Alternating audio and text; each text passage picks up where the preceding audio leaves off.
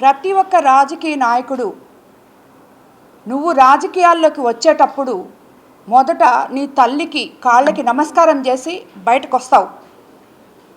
ఒక పదవి నీకు వచ్చినప్పుడు అటువంటి తల్లిని నీ పక్కన పెట్టుకొని, అలాగే భార్యని పక్కన పెట్టుకొని, చెల్లిని పక్కన పెట్టుకొని, కూతుర్ని పక్కన పెట్టుకొని, ఎదుటి కుటుంబ స్త్రీల గురించి, మహిళల గురించి మీరు ఈ మాదిర విచ్చలవిడిగా కామెంట్ చేయడం అనేది నిజంగా అది హర్షణీయం కాదు. ఇది ఎన్నోసార్లు చెప్పాం. ఇంతెందుకు, నా గురించి నన్ను ఎదుర్కోలేక